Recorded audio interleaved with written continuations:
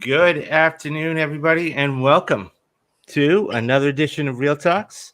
I'm your host, David Steele, and I have a special guest today.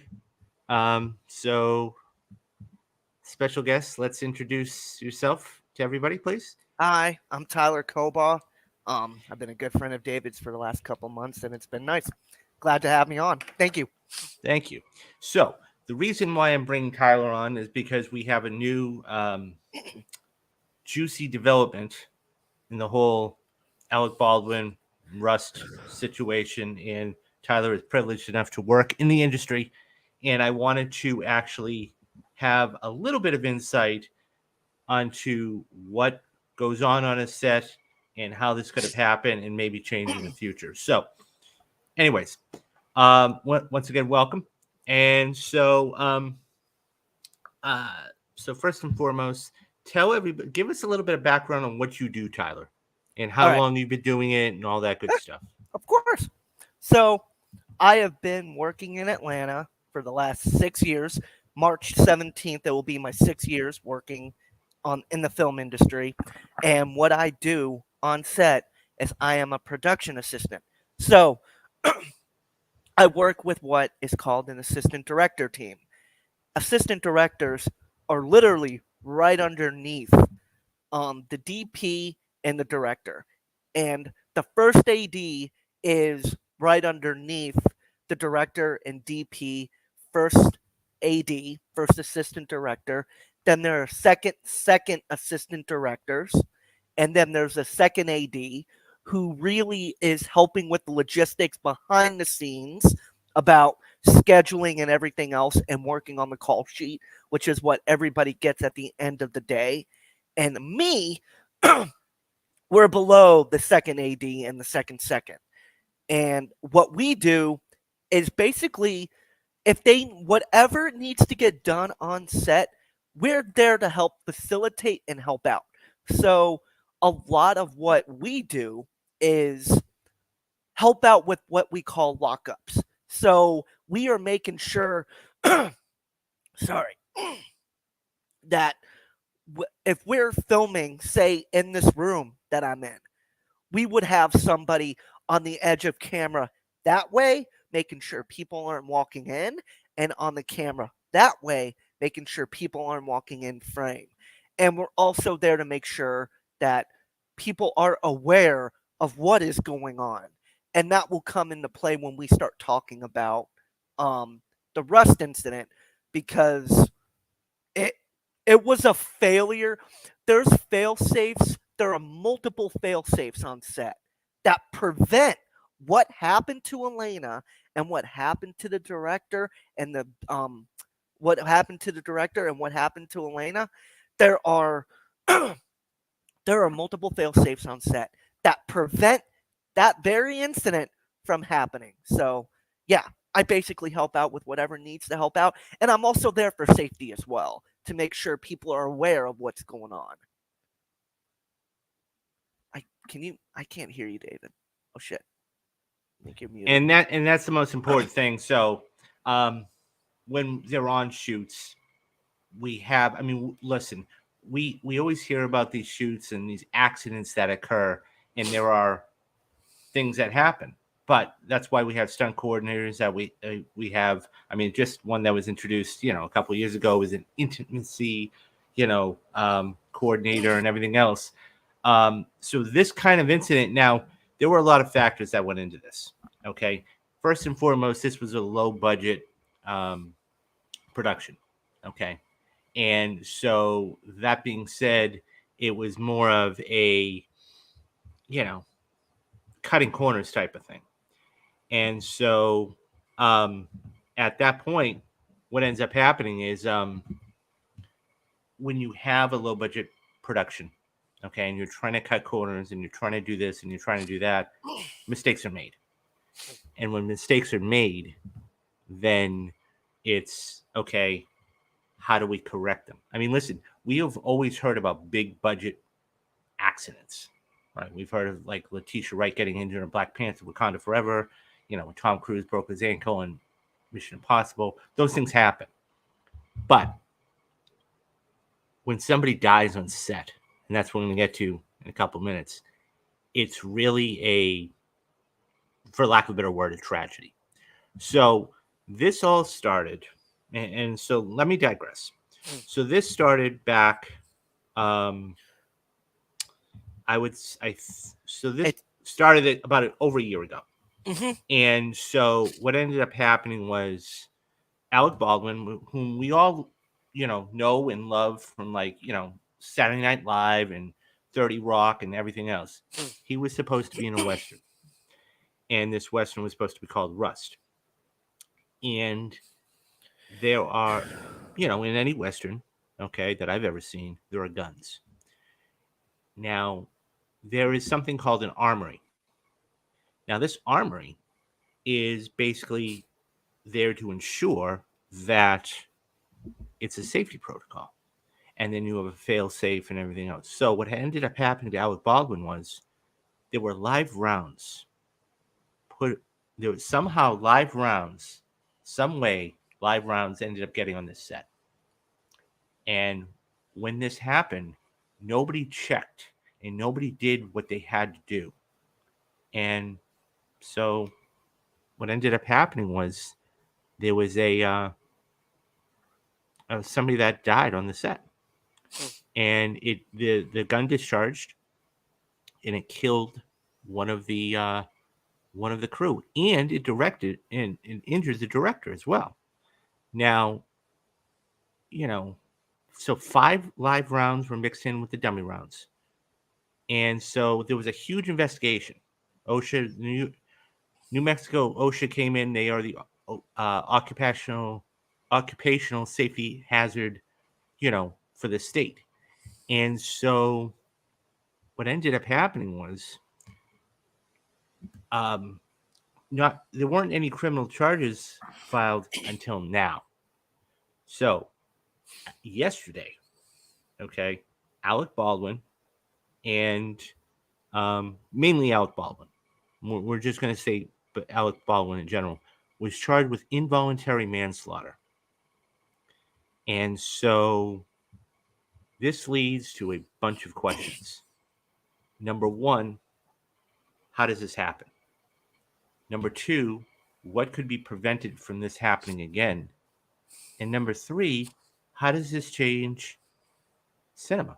And how does this change movies? So, this is why we brought Tyler on for his expertise. So, Tyler, number one, do you think there should have been charges levied against Alec Baldwin? Number two, how do we change this moving forward? And number three, do you think this could actually change the way we look at cinema today?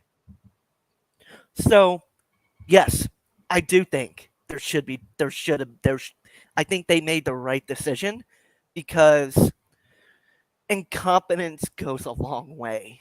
And the armorer, that's what they're called, armorers, who are the ones that handle the gun and make sure it's cleared, like they clear it, making sure it's cleared after they go and shoot a gun and they hand it off after a scene is over. They're the ones that go and clear the gun and make sure the gun is safe. And yeah, I really do think, and I think I also heard that there might be charges brought up against the armorer as well in this incident. And what was the second question, David? So basically, now that this has happened, how do you think this is going to change cinema or movies moving forward? Here's the thing. This is so the only other time that this has happened, I believe, and I've talked to my armor friends as well about this, was the David Lee incident in on the Crow set. And that set the precedent for what we are in today with regards to on-set safety with guns. And here, the thing about that was, it is a 1 in a million chance. Now, I don't. That's not maybe the correct like percentage, but this never happens on set. Never. Because of the fact we have rules that prevent this from happening. The, it will change things. I think there will be times when we will go to just um using like using plastic or rubber guns. And I was talking to one of my director friends about this as well, and he told me that a lot of the times that he does any of that, what they would do is they would load up a green screen and they would shoot against the green screen and not at anybody. So there are ways that they on set that they make it safe. And I think the biggest part about this will be the incompetence of those involved, because somebody didn't do their job. And literally, when I'm on set, the armorer and the second unit coordinator, whoever's part of that scene, will say, if anybody wants to take a look at this gun and make sure it's checked, please come and do so. Anybody can do that. And I it's a lot of incompetence, unfortunately, that happened here. And I was literally, as I said, I was talking to my director friend who was telling me about the different things that he has done in the past with guns to film guns. There's ways to do it. And he was telling me, um, he said the same thing. He's like, yes, he should be charged because you, as an actor, are responsible. The guns that we use on set are actual guns. They have a filed clip, they have a filed firing charge, and they're using blanks. But they are, and always, everybody on set sees that weapon as a live weapon because of you have to have reverence for the weapon that you're using. Um, so question. I mean, let's face it. This is a low budget production. Mm-hmm. Okay. So this isn't like a Mission Impossible where they're spending $250 million and everything else. I guess the question is this at the end of the day, from where I'm looking at it, they found live rounds on the set. Now, live rounds are a complete no. I think what you've got to ask is how are they how do live rounds get on the set?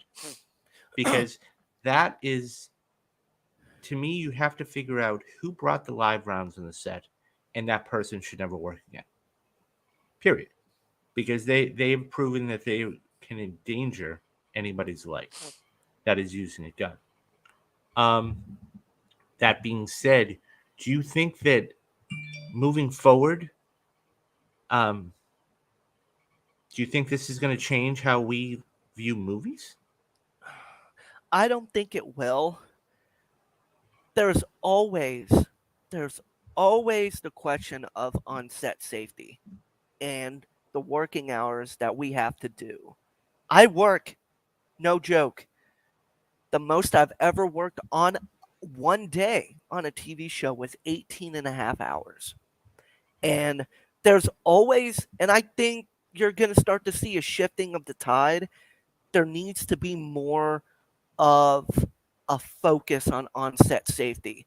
And yeah, you don't ever see this happen. Never. You never see this happen. The only other time that this has happened was, as I said, on The Crow in 1994. And then onset safety rules were changed for that. Now, I don't know what the new changes could be, but no, I don't think it's going to change how we view cinema. But I think even for me, it's like, okay, like anybody could have been the one to check that weapon. Anybody could have been the one to check that weapon. And also, I've been talking to a lot of my second assistant director friends, and I think what is missing from this narrative is the culpability of the first assistant director who was on that who was on set, because he should have been the one too as well to check and make sure that there wasn't anything in the barrel, there wasn't any live rounds on set. That should have been it. He should have been, the buck stops with him ultimately too. And as I said, there are multiple fail safes. It Yeah. There's no new rule. I think there will be more of a tightening of the rules, but 99.99% of the people that I know that work on film sets, mind you, these are mostly majority, as I said, 99.9% of the ones that I work on are union productions. That's also a thing that we also got to have, we got to keep in mind is when you're non-union, the rules get bent in a way that can be very dangerous. Now, I've heard stories about this production company where they have put crew in really dicey situations, um, even on a film right before this one was shooting. And I think there needs to be a focus on that part of it as well, because I none of my friends, none of the people that I have worked with have I've never felt unsafe working on a set, being by a set when they're doing the second unit where they're shooting guns and doing all that. And I think that's a big part of it as well, is I've never felt unsafe on set. So Yeah, no, I think there's a lot of culpability to go around here. I think there's a lot of culpability. I think it's I think you're right. The first AD has some, you know, um, I think, obviously the armor, the person who's handling this. I think that, and you're right about another thing too, Tyler. This is a freak thing. I mean, and as I said before, there have been accidents, whether it's the Crow with Brandon Lee, whether it's, Letitia Wright, even though, she didn't die, it was a serious tragedy, or, event. I'm thinking of the helicopter crash for the Twilight Zone back in, I think, like 1981, in that movie. I mean, these are, unfortunately, what ends up happening is this is what the film is remembered by. Now, how they ended up resolving all of this, and okay, so yeah, a yeah. couple other questions. Number one, what did you think about the husband becoming an EP on the movie? Because Yeah. did you think that was a little like, okay, we're going to throw you a bone type of thing, or was because some EPs, and by the way, an EP is an executive producer, they don't do anything, they're just there. Others are have on a major crew, have um, they have something to do. So what did you think about the decision to make him an EP? And moving forward, how do you think that this is? How do you think this never happens again? So I think it's a very interesting move that they made him an executive producer on this movie. I do think I can't put I can't put myself in the mindset of the husband, because it is it's unfathomable that you're working on a make believe movie and your wife doesn't come home from that. I, I do think that it is a way to kind of like try and put it under the rug, try and put it under the rug a little bit. And but I do think I do think it's a good thing that he's going to get maybe some financial compensation from being an executive producer on this movie. Um, and how it never happens again is follow the effing rules and hire competent people who understand and respect a firearm. And don't get lazy around a firearm. I think maybe that could have been what happened with Baldwin. Is he didn't check the gun. That's what's been reported. He didn't check the gun. And I get it that you want to trust the people they have around you. But as Ronald Reagan said, trust but verify. He didn't verify the fact that there was something maybe stuck in the gun or it had live ammunition in it. And that is a big problem from this. How does it I think there can be a tightening of the rules to make it more safe, but as I said, the rules have worked up until this point. It's not a repeated problem. And as I said, I think maybe there should be a focus maybe on these non-union shows or more lower budget tier. Like there are different tiers for films, and this could be like a tier 3, which is a way low budget, but still I think it was maybe still under SAG. So there needs to be more oversight on those way low budget films, I think. Yeah. Yeah. No, Because you don't see this happen. As I said, there's never been a time that I have ever felt like any of the team that I've been a part of has ever put me in harm's way. Now, things go wrong on set. And that's why I always have my head on a swivel. You're yeah. always listening to your radio to make sure, hey, what's going on, like to be in the loop and to make sure people are aware. Now, there's some things that you cannot control, but yeah, I don't see I see the tightening of the rules, and I think there should be a better look at some maybe the lower budget films because I, if they cut corners, that's when people die. And I hope there are producers out there that are doing the kinds of films that see that and be like, well, even if they are like, they don't care about their crew or they don't care about the process, nobody wants to fucking have another like lawsuit like this on their hands. So maybe that will be an incentive for them to actually give a damn about crew members on their sets. Yeah, I tend to agree with you. I think the fact is that when you bring him on as an EP, okay, fine. It is what it is. Um, eh, I mean, at the end of the day, there's a couple of things here. Number one, we can all agree it's a tragedy. Number two, the only thing to do is educate. And number three, we just, I hate to say it, but as you alluded to earlier, this is a once in a million thing. These things don't happen on big budget sets, and so um, you know, um, it's um, it's one of those things where I think that look, they're going to finish this, but there's always going to be that mar over it. There's always going to be that gray cloud over it. Um, I do think that they shouldn't finish and it. I don't think they should finish it though. I don't think yeah, that I think that's a big problem. I think no, but and you can still hear me, right? yes, All right.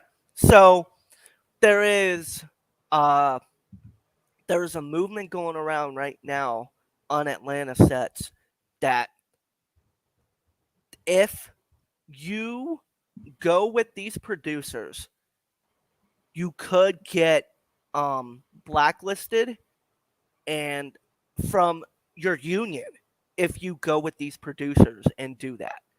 Um, there's a lot of talk that if you do join these guys on any of their films, there is a big possibility if you're found out that you're on that crew.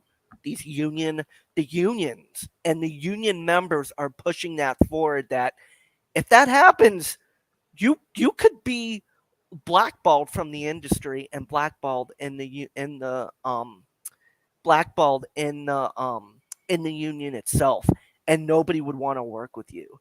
Wow. So that's Wow. also something too that I think is a great precedent to set, that it's not about the money. Like, you should give a damn about your fellow crew members' lives. And I do think it's a bad idea for them to come back and keep finishing this. Now, everybody says, "Oh, come back." You know, there's all those stories of crew members that have died, and everybody's like, "We gotta finish this. We gotta finish this for so and so."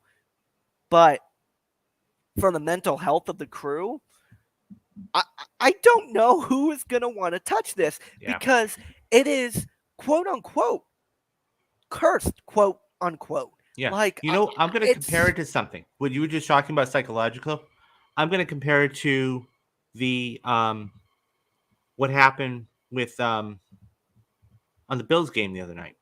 yeah, When yep, that player, you know, he fell down to the turf, and so we had to, the players were like, come out, come out, come out. And so what ended up happening was, and thank God he's okay, you know, um, that was the NFL's worst nightmare. And they didn't know what they were going to do. And so, but to your point, Tyler, psychologically, nobody wanted to go play football. I mean, it's not like this is week one, and I mean, I'm not saying the time would have mattered, but it mattered more. Anybody who's a sports fan knows football and everything else. But they were psychologically not prepared to go back on the field.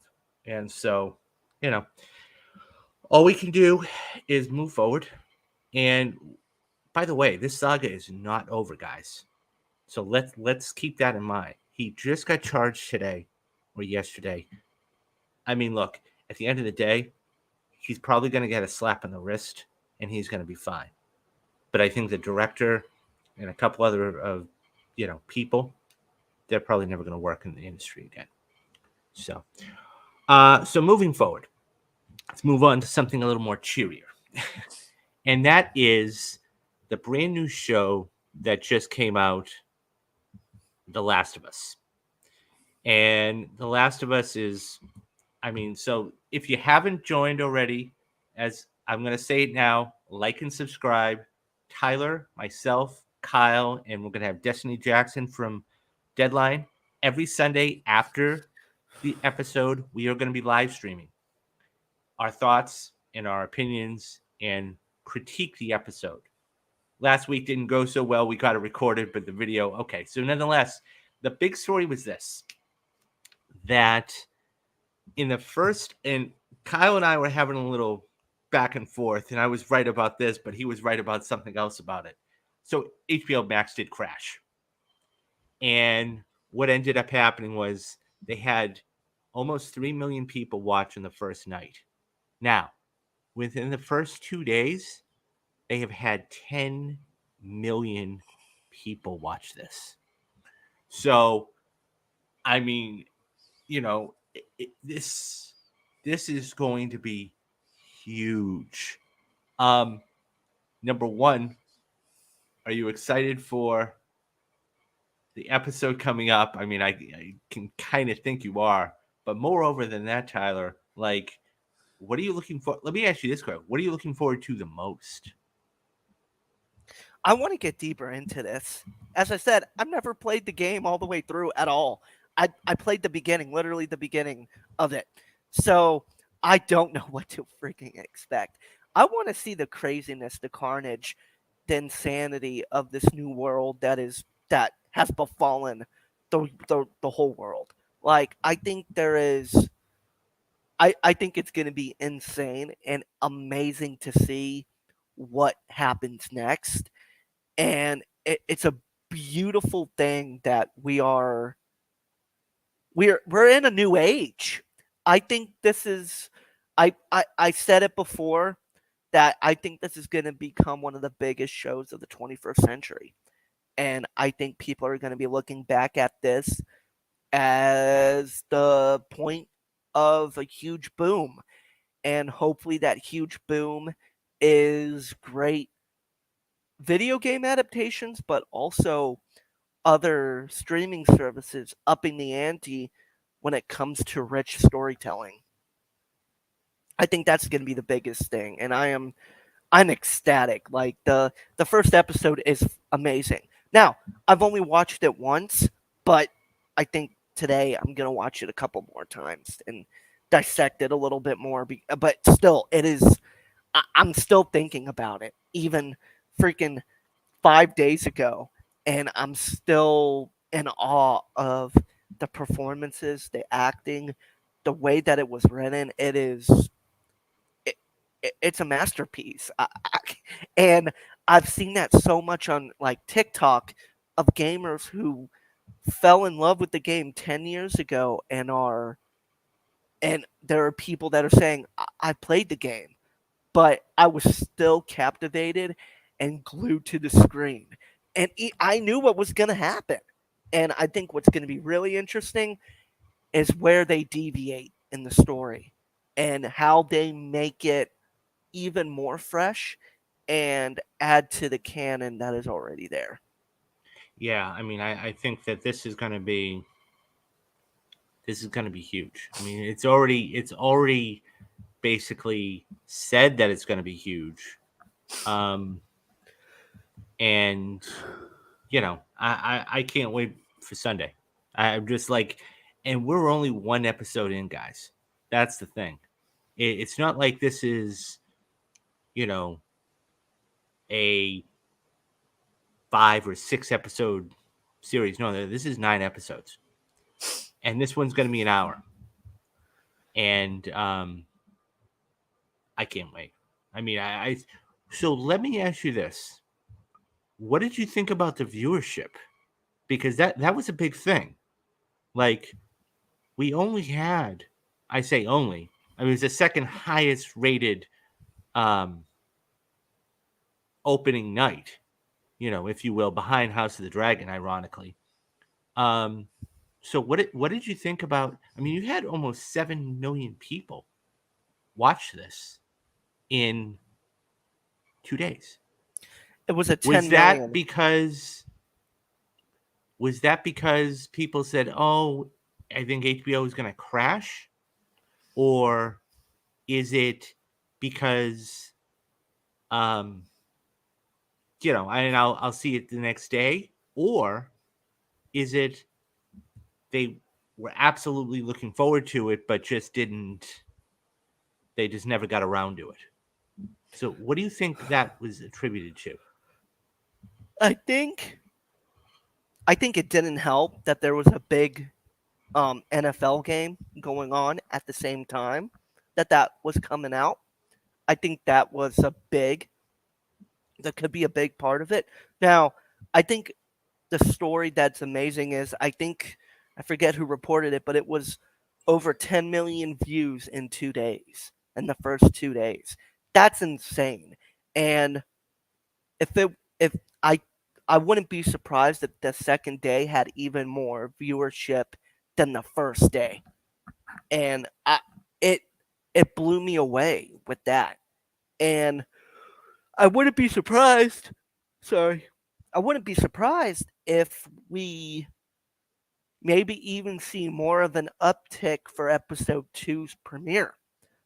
And I don't know what to attribute it to with that. I think it was a lot of factors. You know, people want to know, and I think there are some that want to hear how it actually is from people before they watch it. So maybe that could have bit into the numbers a little bit. And that's what I mean, I think that's a story to follow here is 10 million almost 10 million views in 2 days. Yeah, That's a great thing. And I think HBO is beyond ecstatic for what is going to come. And I think I wouldn't be surprised if you start to see views, even more viewership the next week because you're having a week of people to follow up and watch it again. And I think I think you might even see more of an up. I think you might not see a drop in viewership, but I think you're going to see more and more and more and more people watch it and get glued to it for the next 8 weeks.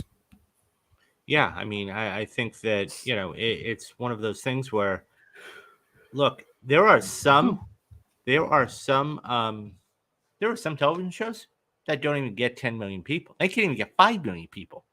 So, I mean, the fact is that when you're having that kind of um, viewership, and I think you attribute it to a couple of things. Number one, there was a major NFL game going on.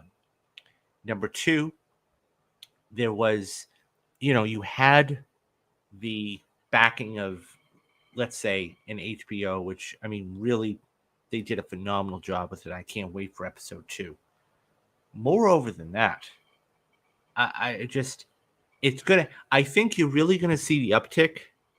To your point, I really think you're gonna see the uptick after the playoffs are over. I think once the playoffs are over, you're gonna see a major, major uptick, and it's just, um, When does it you know, end? so When's it the ends. ending? It ends in March. It ends in Yeah, March, and so, it you know, doesn't I, help that a lot. It doesn't help that the next few weeks are going to be playoff game after playoff yeah. game So, up until that. And that is going to eat into it, but I don't think it's going to do much damage. no, Now, no, no. the Super Bowl, that could be a big day where it could, Well, because I mean the Bengals could be in the Super Bowl. well, That could be, and Bengals fans and whoever's playing the Bengals, which it could be the Chiefs, I don't know who it could be, but that could be that could be an issue. That could be a real issue, but I still think I think this is going to be a juggernaut in the ratings, and I wouldn't be surprised if we start hearing more about what the future yeah. what So, guys, stay tuned on the channel. This Sunday, we will be doing, as I said, a live stream right after the show, maybe 5-10 minutes after the show. It will be Tyler, it will be myself, it will be Kyle, it will be Destiny from Deadline, one of the major trades in Hollywood. We're all going to be sitting down and talking about that particular. It's the episode name is called Infected. So we will be talking about that, and it's going to be a blast. I'm, I can't wait for it because it's, I mean, just the possibility and the potential here is endless. So that's pretty big, but we also have something else that's really big that came out today. And so we move from one big thing to another big thing that's pretty current.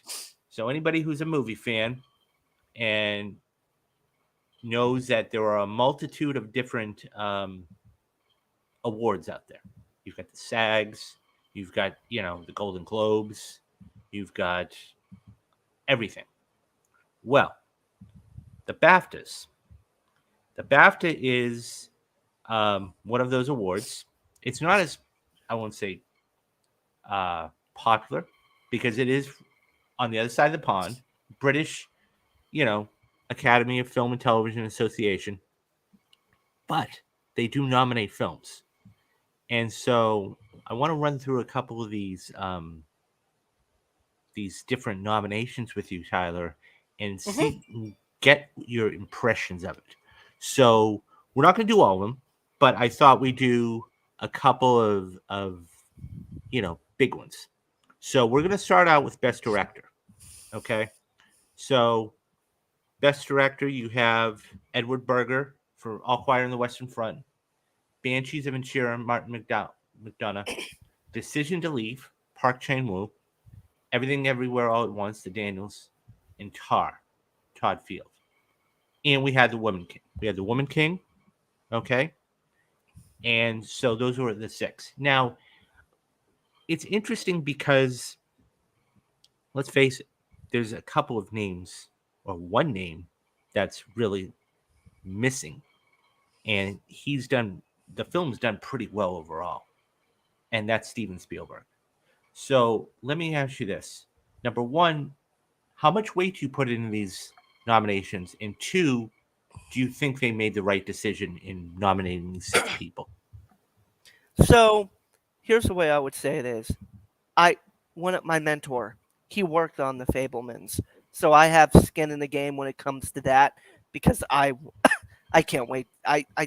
He's going to be at the DGA Awards, and you know, if he gets to win this award, it's going to be a phenomenal night. Now, I I like who they picked. I don't think it's going to have that much of a big impact on the Oscar voters because I think the Oscar voters are going to vote for whoever the hell they want to win and whoever they think is worthy. Now, the three that I'm most excited for out of this is um, Decision to Leave, which is absolutely phenomenal. I It was only in theaters for a short time, and I saw it here in Atlanta, and it blew me away. So I'm excited for that. I'm excited for Banshees, and I'm excited for Everything Everywhere All at Once, and also All Quiet on the Western Front. I think it's a different grouping, but it's an exciting thing. I'd be excited if any of them won because they're all phenomenal picks. Like, there's not a lackluster pick in this group at all. And that's very exciting to see. Yeah, I tend to agree with you. I mean, I think that it's one of those things that you know, because look, let's be honest, there are some films out there that just are not is not getting the love that they should. I mean, I think that the three films that really or four films that is in everybody's nominations is Everything Everywhere All at Once, Banshees, Tar, and The Fablemans. Those are the four that I mean, universally, if you've gone and looked at all the nominations, whether it's SAG, whether it's Golden Globes, DGA, PGA, BAFTAs, they're pretty much okay. They're pretty much those four films are in everybody's nominations. Now it's going to vary a little bit. You know, you have Gina Prince Blywood that's in for the Woman King, whereas there are some other organizations that wouldn't have done it. I really, I hope we continue the trend of nominating a woman director because the film is good, not because of. And guys, there is a difference. I want to make that perfectly clear. Okay, there is a difference between nominating a film that is a great film and nominating a film directed by a woman because she's a woman. I don't want that. I want it because she's a great director. So that being said, I was glad to see her finally get um, some love. I So let's go ahead. Go ahead. I think also, I just thought about this. I think I think it's a very interesting choice for them to nominate All Quiet on the Western Front because that film right now, when it came out in this time, is hitting very close to home with the war going on in Ukraine right now, with Ukrainian and Russian soldiers fighting trench to trench.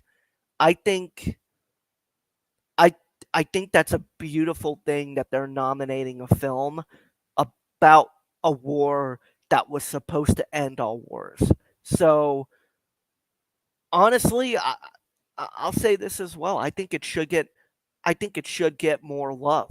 I think All Quiet should get more love because now, unfortunately, I haven't seen it yet, and I will. But even my brother saw it, and he said it was beautiful, haunting, disturbing, but an amazing, amazing film. So I'm glad. I'm glad, and honestly, too, I'm a huge Top Gun Maverick fan. So that missing that kind of hurt a little bit, but I don't think they made any wrong choices here at all. Yeah, yeah. So I agree with you. If All Quiet does end up getting in, it will probably be a 9 or a 10 for the Academy Awards, which isn't a bad thing. I still want to see it nominated. So let's move on to original screenplay real quick. So you have the Banshees, Everything Everywhere All at Once, The Fablemans, Tar, Triangle of Sadness. Now, let me ask you, this is original screenplay, so there's a difference between original and adapted. We'll get to adapted here in a minute. What do you think about these? Did they make a mistake? I mean, is it pretty status quo? It's pretty status quo. I do find it very funny and great that they nominated Everything Everywhere All at Once, considering how just off the wall it is. And honestly, I think it's the most original screenplay that they have in that list. It's the most far out and the most creative when it comes to the story itself. I- And I think too, like, I think it's a great thing to honor a man who's done so much for cinema itself with nominating The Fablemans, which was written by Spielberg and Kushner. I love this list, and Banshees is heartbreaking, but yet poetic. I love these choices. Yes, I love them. Yeah, I think there. To your point, I think it's pretty status quo. I mean, Triangle Inside. I will say one thing: Triangle of Sadness has not. And look, just because it doesn't appear everywhere doesn't mean it's a bad film. That limits that perfectly clear. I think that that's probably the one that people, if you went up to 10 film critics and said, okay, which one of these would you eliminate? They'd probably take out Triangle of Sadness. So Probably. So so I'll share a personal story about Triangle of Sadness. Um, one of the first sets I ever worked on, I worked on. It was my biggest stint up until that point in 2017. I worked on Black Lightning, which was the CW show, and Charles B. Dean, she was one of the actresses on the show. She played one of the henchmen of one of the main villains, and she was the actress who passed away from Triangle of Sadness. So she was on one of my first ever movie sets, and when I heard she passed, I'm like, I know that face. I know that face. And I knew the name, and I was trying to figure out why. And I literally pulled up my first call sheet when I did my month on Black Lightning, and she was the first. She was on that call sheet, so I wanted to share that. And I think it's good to see a film like that. It's outrageous too, and it's original. So yeah, I don't think that there's one on that list that doesn't deserve to get nominated or win it. yeah, no, I agree with you. I agree with you. I think that it's another one of those films that just doesn't is not getting the love that it should. Okay, let's move to adapted screenplay. This one Okay. is always interesting. So we have All Quiet on the Western Front, Living, The Quiet Girl, She Said, and The Whale. So of those five, I mean, once again, and it looks like All Quiet did really, really well, which is good to see. So, do you think that what were your thoughts about how they did the adapted screenplay? Now, for me, wait, Living is I saw Living at Sundance. I'm Mm-hmm. just forgetting Okay. that. And that is I cried. I bawled my eyes out watching it. So, and She Said is a very damning film about, the Harvey Weinstein story breaking and the women reporters who brought that to light and were able to get it to the finish line and actually published. And All Quiet on the Western Front is, I think, it's literature that is considered one of the best books in one of the greatest books in history. So I think they nailed it. I think they nailed it. And for me, those are the three that are the strongest out of them. I have never seen The Whale and I've never seen The Quiet Girl, but I think they made a great. I think they picked the right ones. And yeah, go ahead. No, I was gonna say, I think that, I mean, I haven't seen the whale either, and I think I absolutely want to.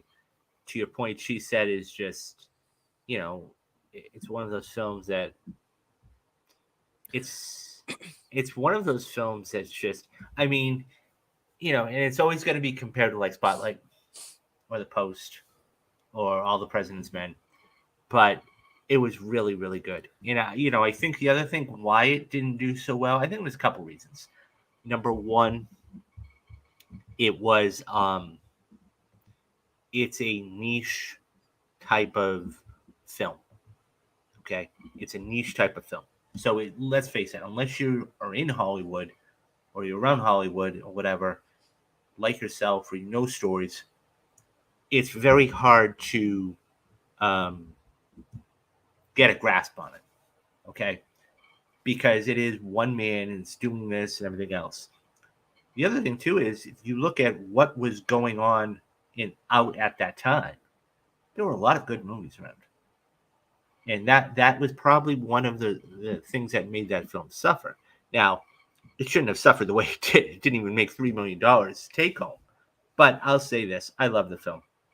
I love the film. I did a double feature, and yeah, I loved it. So And here's what I'll say about that is, and I was thinking about that as we started talking about this, is I think it'd be a very, I think it would be a revolutionary thing and a very damning thing for the BAFTAs to vote and to have She Said When, because that is another side of this industry damning Hollywood for its complicity in Harvey and what he did. I think that would be a beautiful thing for She Said to win Best Adapted Screenplay, because that would be a damning condemnation of what Harvey did and vilify the women who who helped bring this to light, because they suffered after they did all this. It was, the scrutiny and everything else that came on these women after the story came out. I think that's a big deal too. And I think it would be a big, I think it'd be a big thing to see that film win, because Harvey's ultimately probably ultimately going to die in prison. And it's because of those women coming out and saying and telling their truths that was it. But I think She Said could be the final nail in Harvey's coffin, yeah, which I think is a beautiful. As I said, as we were talking about this, I'm like, you know what? That's a beautiful thing, and I would be so happy to see that. yeah. I mean, I think that I mean, it's a fantastic movie, and it's kind of sad in the simple respect that all of the cast or all of the crew that worked so hard on that film. I mean, you're a PA, you've been in the business for quite a long time, and you guys, PAs and everything else, bust their asses 12, 13, 14 hours a day. And unfortunately, and that goes into a whole other argument for another time, but this is why the Oscars don't do well. And it's because that two-thirds of the awards are below what's called below the line. Okay. And that's, you know, cinematography, editing, sound, visual effects, and it runs the gamut. Everything you don't see on screen.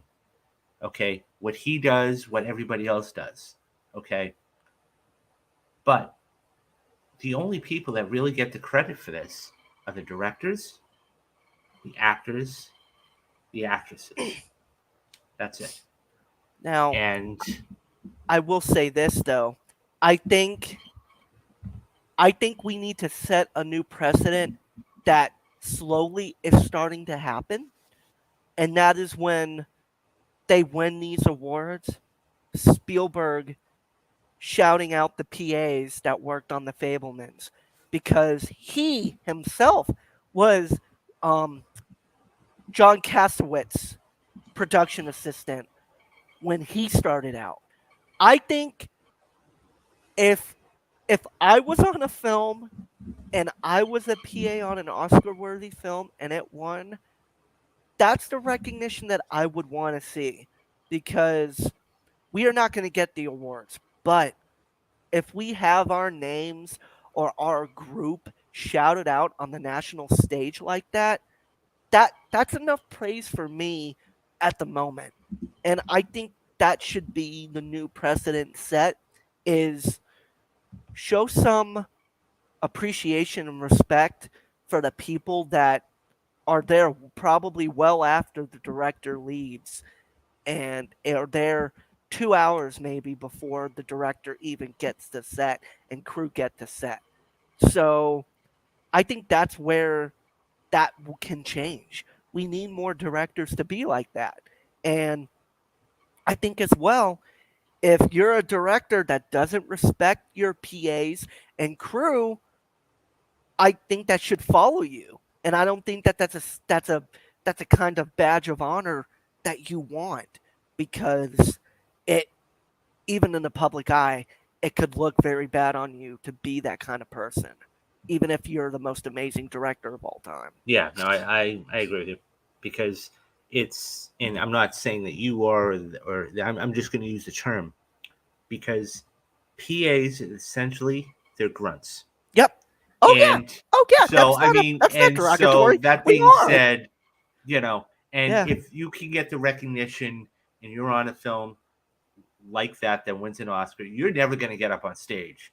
But if you had, but I think that, the last thing I'll say to this, it's all about the stars. Yep. It's all about the stars saying, you know what, if we win, we're going to take care of you. And shout out let the stars do the same Yeah. thing, because So, there are PAs that are literally attached to their hip called first team PAs, and they are the ones that are getting them food, getting them water, making sure they're there, they're coming back to and from their um from their trailers on time. Shout out the PAs that, I think that's another thing. Like, the actors should too. Now, the first time that I really saw that happen was Billy Bob Thornton won, I think it was a Golden Globe for, oh my God, it's the, Sling Blade?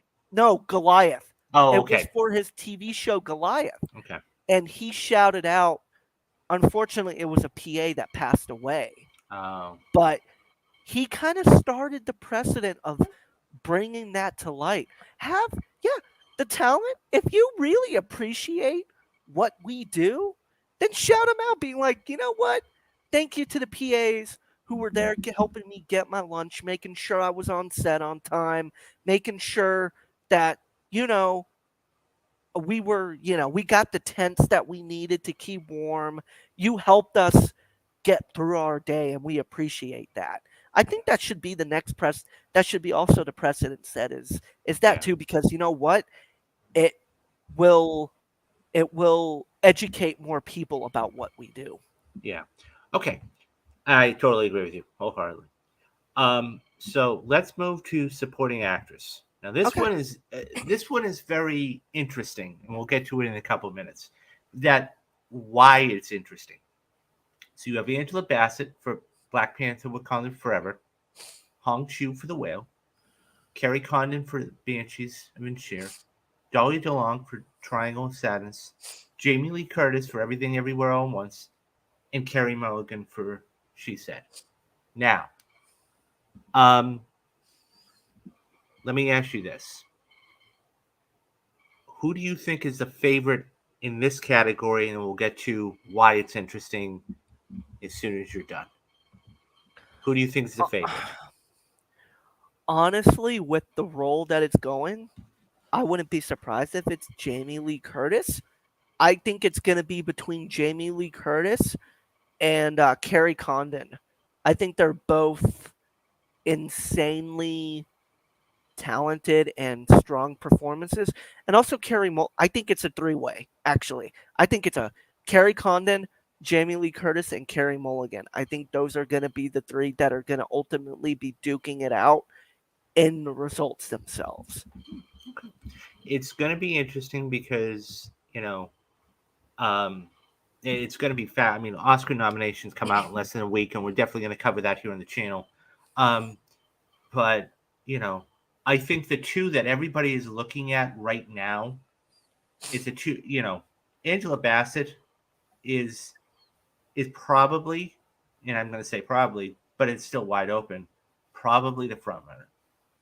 If Carrie Condon wins the BAFTA, it's a whole new game. It's a whole new game.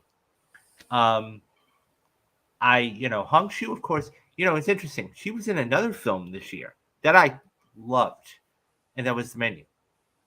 Um, so I'm really glad to see she's getting some recognition. And Carrie Mulligan, she said, I mean, we were just talking about that a couple of minutes ago. Jamie Lee Curtis, Everything Everywhere All at Once. Yeah, I mean, that's going to be an interesting race because we don't know where Michelle Williams is going to end up. Is she going to end up in Best Actress? And if she does, somebody else takes her spot, and we'll get to that in a couple of minutes. So I think this is probably the only lock of the night. Okay. And that's supporting actor.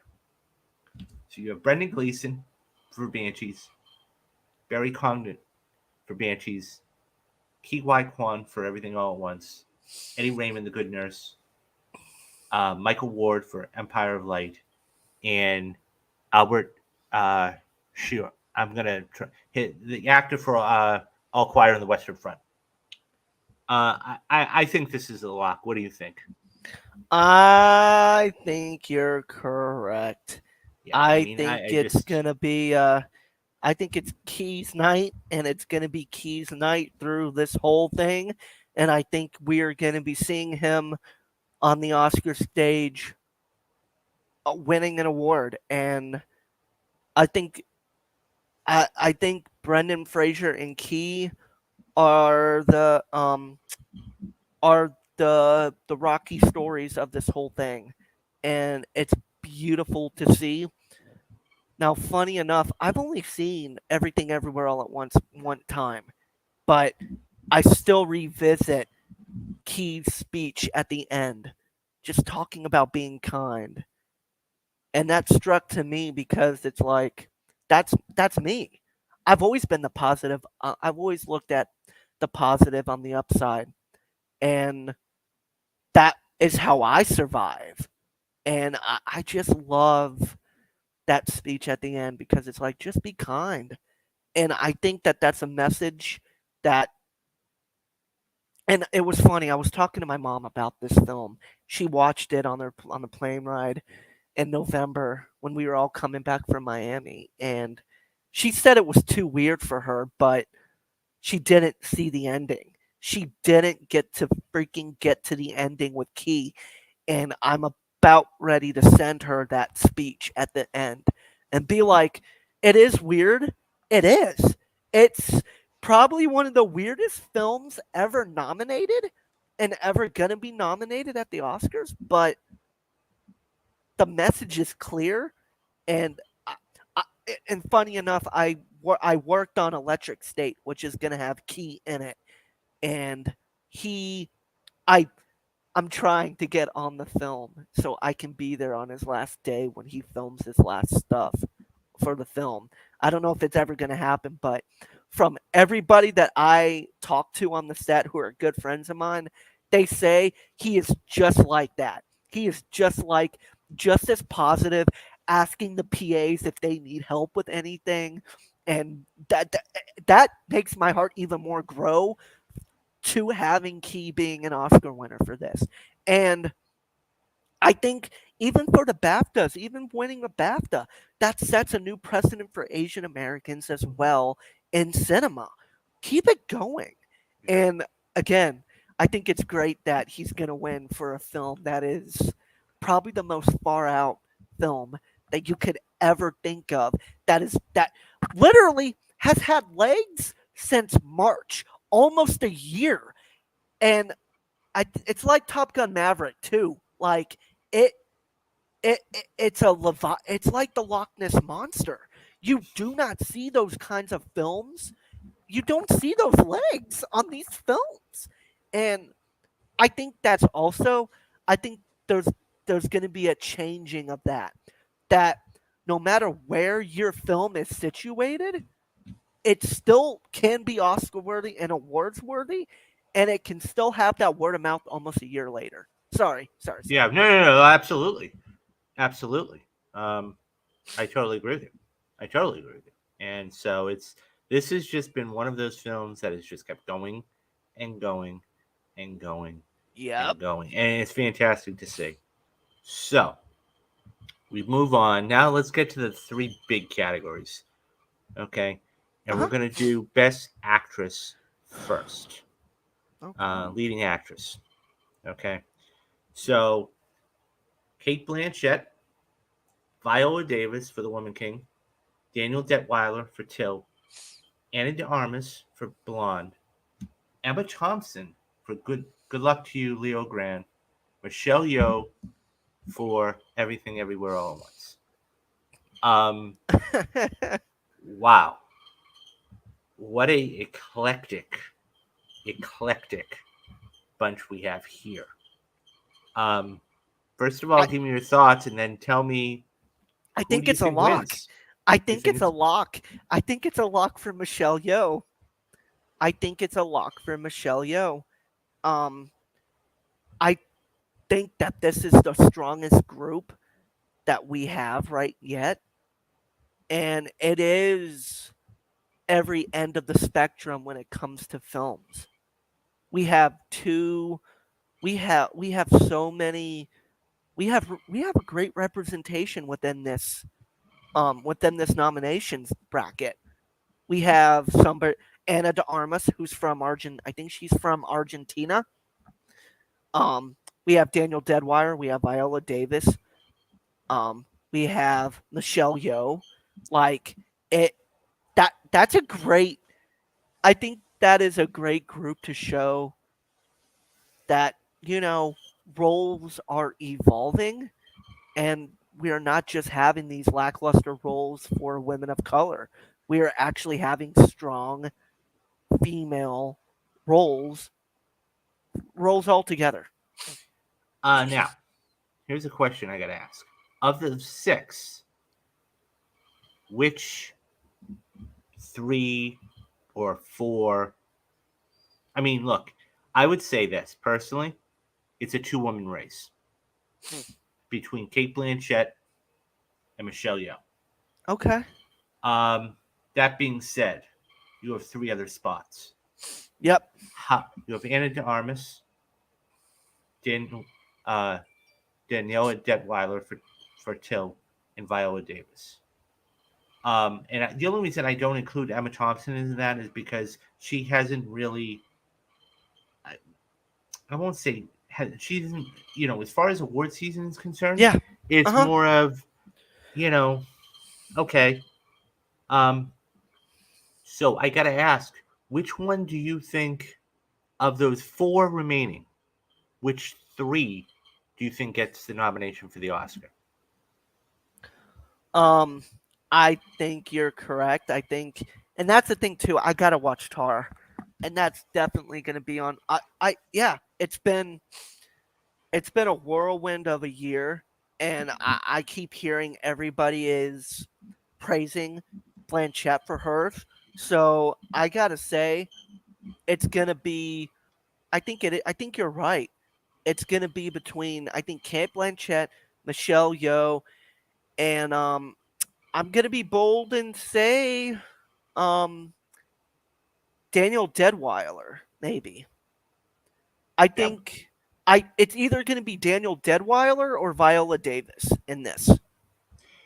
I and think I think both are very strong, and um the thing that worries me about Daniel Deadweiler is I don't know if we, even as a white like predominantly white like academy, and how it, and with the lack of representation that is still happening within the academy, I don't know if we want to face that demon just yet with the subject matter that Till is addressing. So I think that's going to be the biggest thing that's going to be against Danielle Deadweiler, even though it's a phenomenally heartbreaking performance. I Yeah. think that's going to be the biggest issue against that.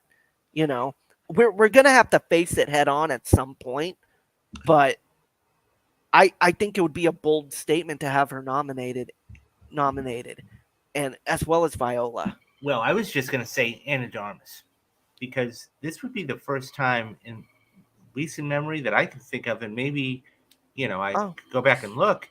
This would be the first time you'd have a actress in an NC-17 film.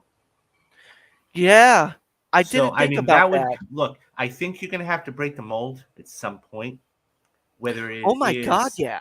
whether Any it film should be is. able to be nominated. Well, Yeah. here's the thing: either you're going to nominate somebody like a Daniel Detweiler for Till, or okay, you're going to nominate somebody like an Anna de Armas for Blonde, an NC-17 film. Yeah. I don't see it I happening both in 1 year. That isn't going to happen. Okay, uh I, that would just rock the wilder Academy. things have happened. True. Like, we didn't at the beginning of the race. I mean, I was Parasite. I was a Parasite stan throughout the whole thing, and that's who I was. That's who I hitched my ride on.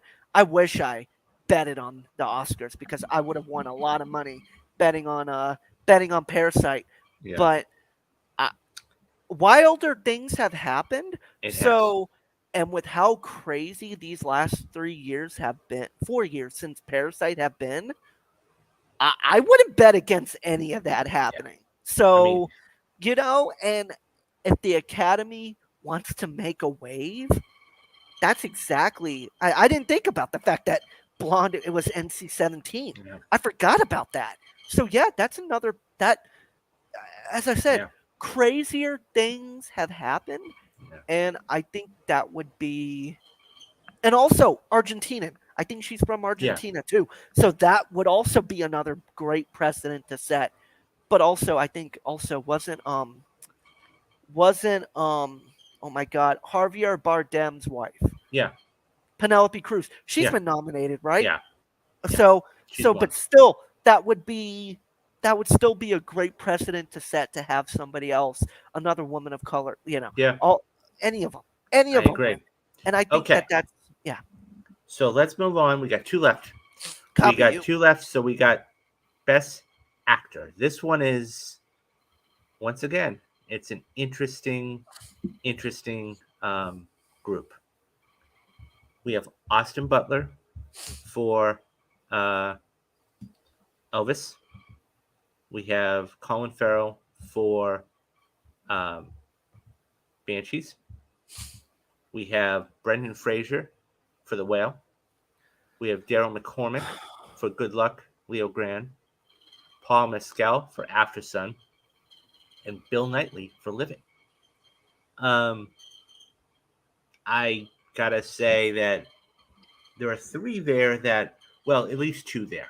Okay.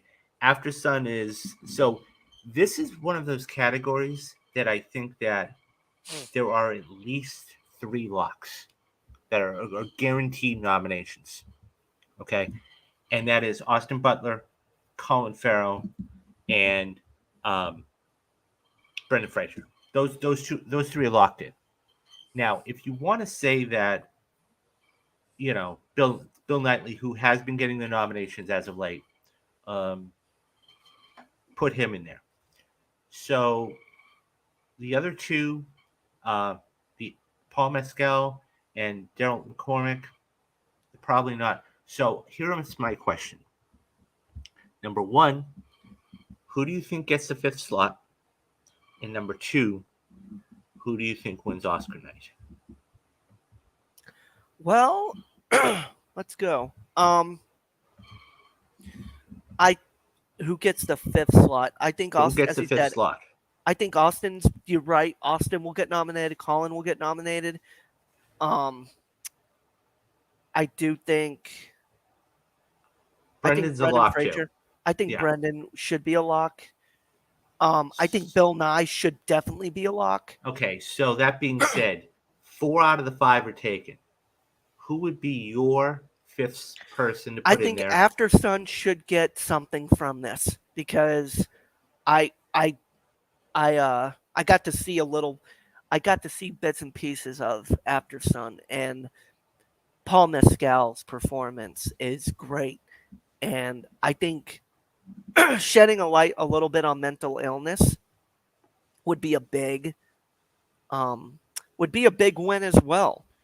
And I'd be interested to see how that all turns out. So yeah, I think Paul You know, Mescal has a I stronger would chance. I would tend to agree with you. Okay.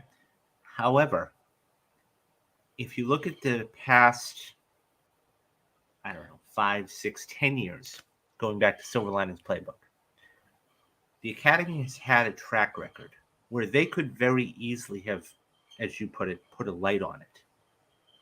Oh no, Ha- I have think I have don't know shied how. away from it. Yeah. Hmm. And whether it's Silver Linings Playbook, whether it's, you know, I mean, A Star is Born with Yeah. alcoholism, with Yeah. whatever it is, they don't like to take these kind of films. They can be the most powerful things in the world. But the problem becomes that they don't like to put a light on it. Now, I agree with you. I think they Yeah. Oh should. yeah.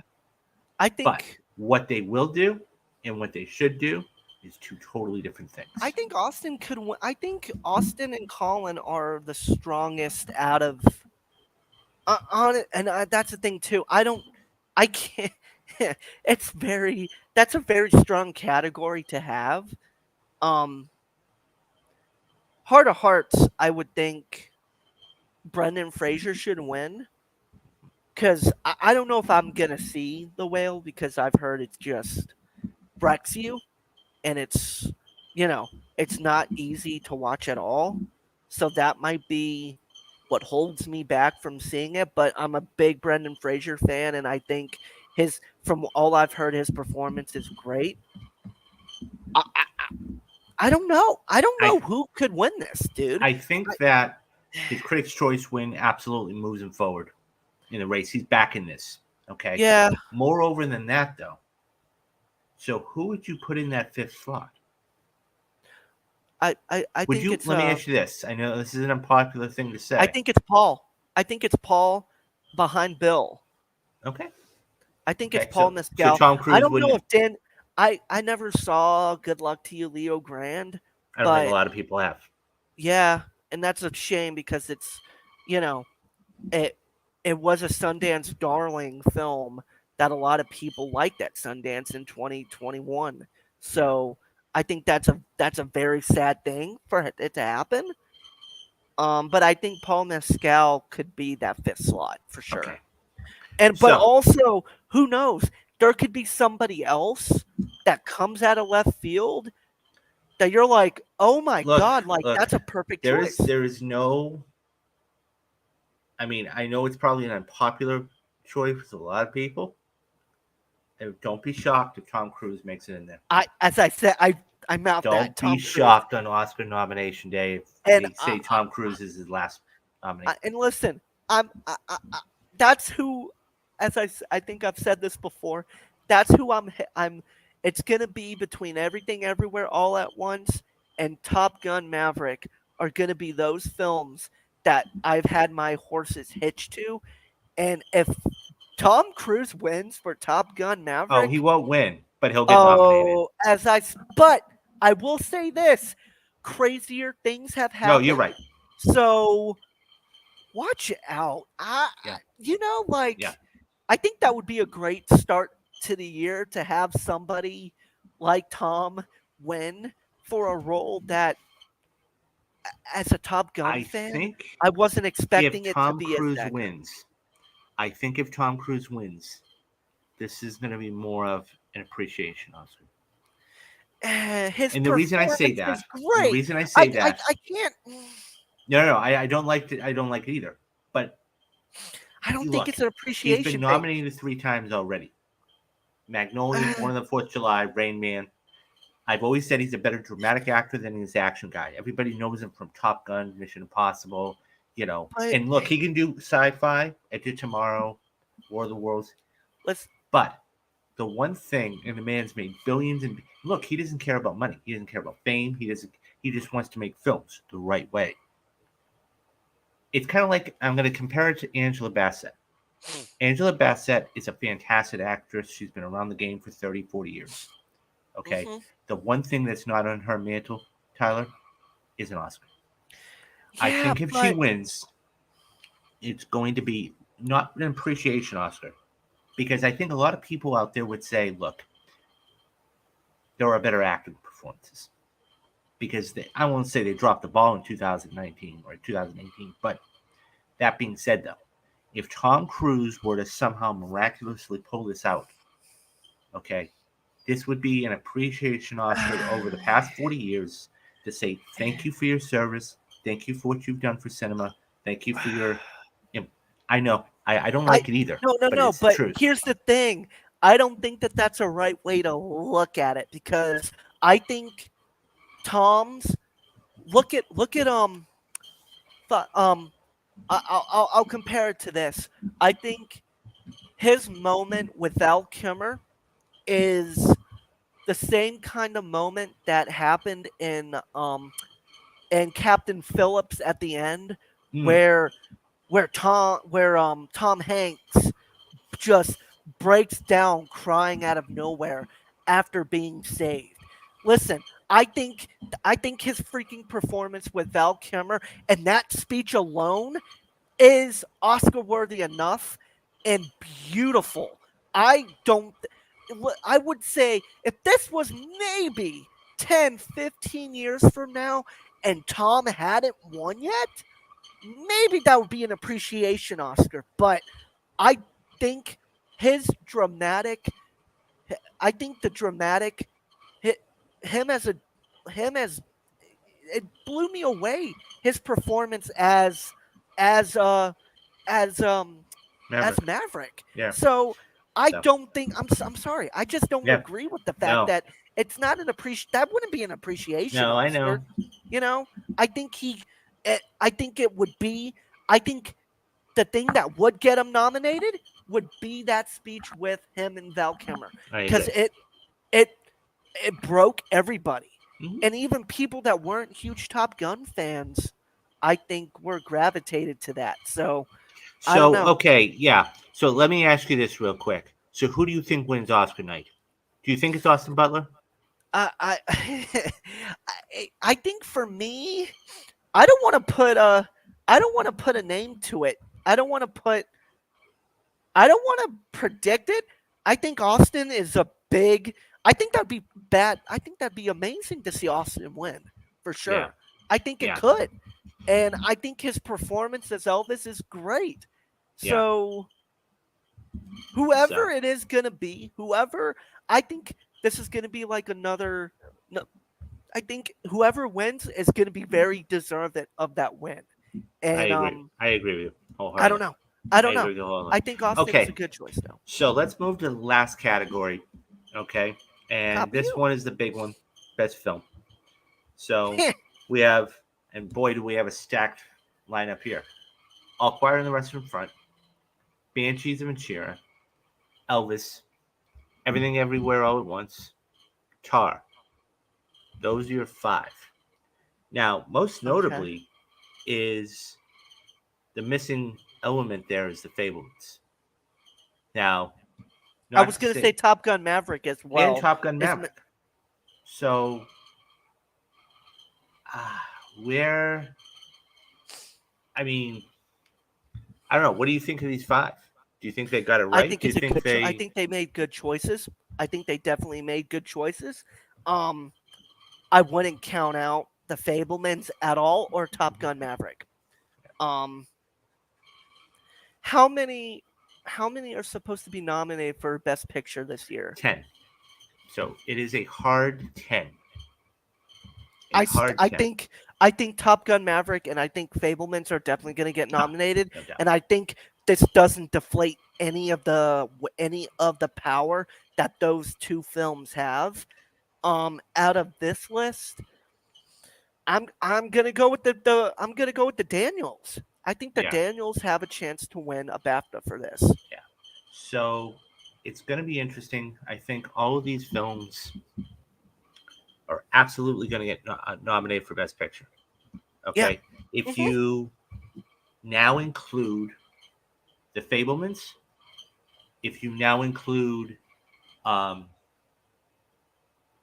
you know, if you include that one, if you include All Quiet on the Western Front, okay, which, I mean, is there, but I mean, I still think that's not getting enough Oh no, love. it needs to be. It So needs to be loved more for there sure. are, I think, seven that are pretty much locks, and there's one here.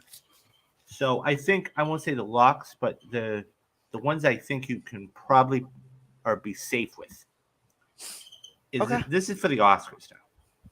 Avatar: The Way of Water, Okay. Elvis, The Fablemans, Tar, Top Gun, Banshees, Everything Everywhere All at Once. Those are the ones I think are safe. Okay. Now that's seven. Okay.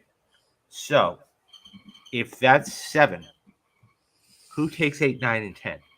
Oh my god, that's a good choice. That's a great question to I have. mean, I have a couple of ideas. What's your suggestions? So it's all going to depend on how well it does. I think RRR is going to definitely win Best Original Song. This is coming out of nowhere. I mean, I think Yeah. you know, um, before I would have said it was Hold Your Hand, but Lady Gaga has an Oscar. I would have said it's the But I Rihanna think song. Hold Your Hand is a good. I think that could be second place Right, in the Oscar vote for right. sure. A tight So second up there. so Rihanna, I think RRR is definitely Yeah, going to I think get it. Yeah, nominated, I if think not you're right. win. But if that's the only one it gets, I don't know if it's going to make it into Best Picture. As So I said though, that being crazier said, things no, have happened, you're right, Tyler. and it's That being like said, now if that's the case, if that's the only precursor, okay, then you look at something like The Woman King. Then you look that at could be something like great. Afterlife. Then you look at something like then these are these pictures that go, okay, well we haven't really given it enough love. What A Black films? Panther Wakanda Forever. So there are definitely some, there is definitely some wiggle room here. So, of let's say the five or six I just named, who What would was you the put one in there? after with What was the one that you said? Life. After after Sun. Oh, After Sun. After Sun. Yeah. Yeah, yeah. So I think that could be. I think. I think After Sun could get nominated for Best Picture. I. I. I don't see that as being too far out. I don't know if Wakanda Forever has the Best Picture. Unfortunately, and that's another thing. I gotta watch Wakanda Forever. I missed out on that well, one, and and I'll and watch it here's in an interesting February. thing But too. Let's talk about this real quick.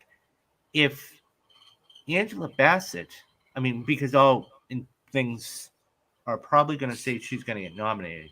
which would be If amazing. if she doesn't get if she doesn't win, let's just say it's a you know, let's say it's a Jamie Lee Curtis, let's say it's a Kerry Condon, let's say it's somebody else that wins. Does Black Panther even get nominated? I don't see, and that's the thing too. I think from all that I've heard about Wakanda Forever, I I keep hearing people say that Black Panther 2018 was a more stronger film Hmm. than Wakanda Forever. So I don't know if it's going to get nominated. Now, I do see it as maybe like an honoring of Chadwick Boseman, but I don't know. And I don't think one equals the other. I don't think one has to be there for the connection to happen for something else to happen. Mhm.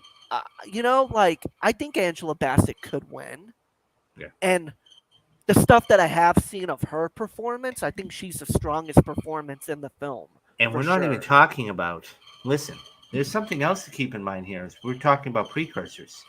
There has never been an actor or an actress. I mean, yes, they've won under the line, below the line. There has never been a Marvel film to have an actor or actress a win above the line. Now, guys, let me say Yeah, one thing. When we talk about above the line and below the line, we're talking about acting and directing and best picture and everything else. Below the line is something like editing, cinematography, sound. So, but Angela Bassett, there's never been the Academy has never awarded a Marvel film above the line.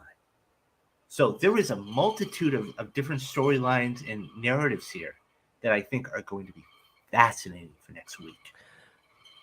but here's the thing, though. I don't know to nominate Wakanda Forever for Best Picture just to get. I don't know if it's. I don't think of. I don't think of Wakanda Forever as an Oscar-worthy Best Picture nomination. I really don't.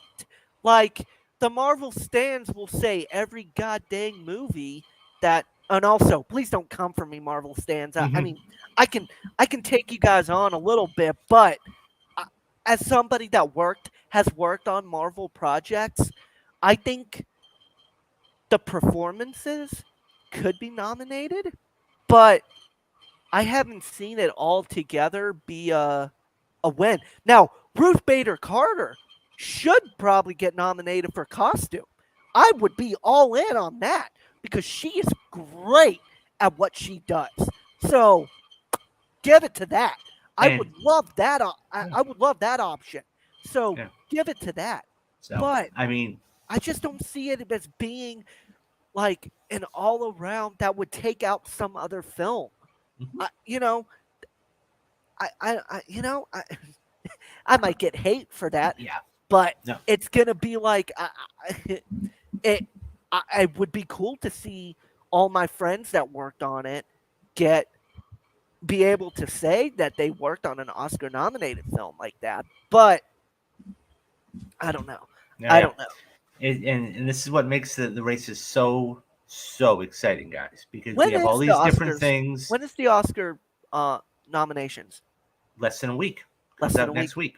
next week. So this is what makes it so much fun and interesting, and we can talk about all this because you've got the BAFTAs and the SAGs and the PGAs and the DGAs, and we don't, we can try and predict whatever we think is going to happen, but it's only going to be that time that it's going to be okay. This is what's actually going to happen until next week, and then we can put our money on those five people. Um, I want to thank Tyler for being with Dude, me because always a he is pleasure. definitely provided some fantastic insight, and he will be coming back on Sunday night for us as myself, as I said, myself, Kyle, and Destiny are going to be doing a breakdown, and we're going to critique it about the brand new episode of The Last of Us. Get Guys, ready. Get ready, guys. I, If you haven't I watched it, can't watch it. look. Watch I it. can't emphasize enough. We have a huge 2023 coming up for you guys. Um, we have Last of Us streams that just started. Okay, and we're a little less than a month away from the new Ant-Man movie. We've got Creed right around the Yeah. corner, March 3rd. We've got a multitude of you know spoiler casts coming up for you right here on the channel. So as that says, hit that like and hit that subscribe button. Okay, I want this to get out to the masses so everybody can see it. Um, I have a great time talking about films. Kyle, when he's here, has a great time talking about films. Tyler is in the business, and I know he loves talking about films. And Hey, we're gonna get this out to as many people as possible. But seriously, hit that like, hit that subscribe button, and please drop us comment in the comments section. You know, who do you think is going to win Best Actor? Who do you think is going to win Best Actress? What do you think is going to win Best Picture? Okay, I'll get back to you. Kyle will get back to you, and we'll definitely talk about, all this stuff. Give us your predictions about next week on The Last of Us. What do you think is going to happen? Um, yeah, so we've got a ton of stuff coming up for you on the channel um, this year. And so I can't wait to bring it to you. Kyle can't wait to bring it to you. I have a ton of stuff lined up, as I keep saying. I want to put together a roundtable. It's a little more on the informative and serious side. We'll talk about that at a later date, but stay tuned for that, and stay tuned for all the great stuff we got coming up on the channel. Okay, guys. As I said to him, once again, thank you for joining me. It was an absolute blast to hear your insight and hear your knowledge about the industry and everything else. Kyle will be back, and he'll be back on next week, and we will be doing some shows.